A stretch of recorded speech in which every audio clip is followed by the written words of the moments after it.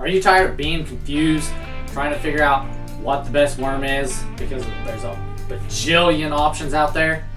Well, stay tuned. I'm about to tell you the very best worm that you can use to catch a bunch of bass.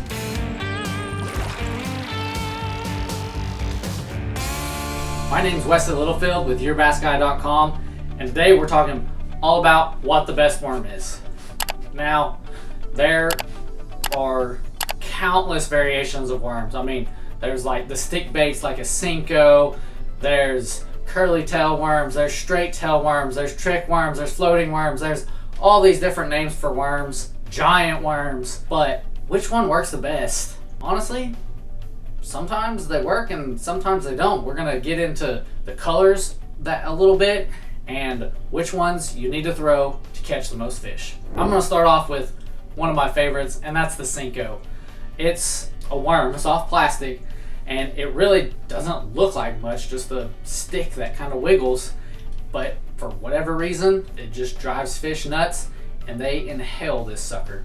I've caught smallmouth on it, I've caught largemouth on it, so I know they work. Now, a Senko comes in all kinds of different colors, and you really don't gotta get crazy with it. I try to stick with as natural colors as possible. Usually that's like a green pumpkin or a watermelon seed color, that, you know, nothing crazy. I do fish a lot of murky, dirty waters, so chartreuse always works. Those are my primary colors I go with on a Senko. The next one's gonna be just like a straight tail worm, which is very similar to Senko, but often they're a little bit longer, and the straight tail worm usually has more of a flat tail than just completely round like a Senko is. So on a flat tail worm, there's a million different ways you can fish it, and I generally stick with the same colors. On all my worms, I'm gonna stick generally with a really dark color, even black at times for really murky stained water, and then I'm gonna have more natural colors for the clear water,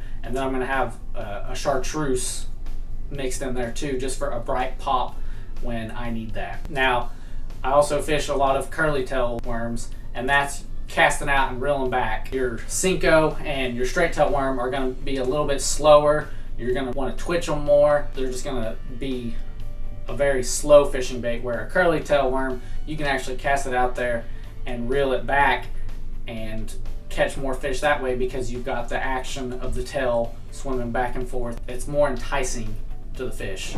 One of my favorite worms that I hear actually very little about is a ribbed worm, and it's kind of like your Kitex paddle tail swim bait, but it doesn't have the paddle tail. And for whatever reason, not a lot of guys seem to use them, but they work. I've caught a lot of fish on a ribbed worm. One specific brand is the Grande Fishing, and they call this the baby rattlesnake. And I've caught some big bass off of these specifically, and they work. So that's another one of my all-time favorite worms. Floating worms, technically they don't float, but they just sink very, very slowly.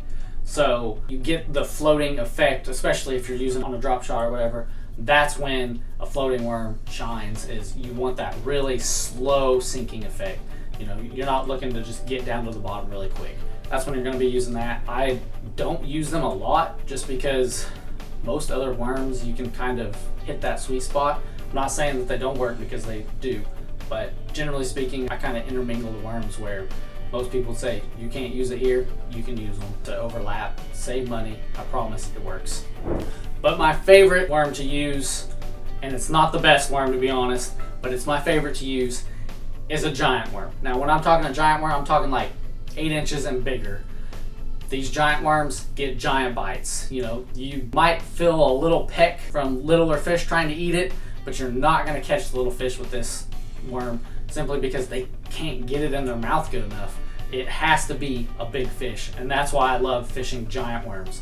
Now, to fish a giant worm, I often fish it weightless if I'm fishing anywhere from like 8 foot or shallower, and if I'm fishing deeper than 8 foot, I'll put a small weight on there just to help get it down to the bottom.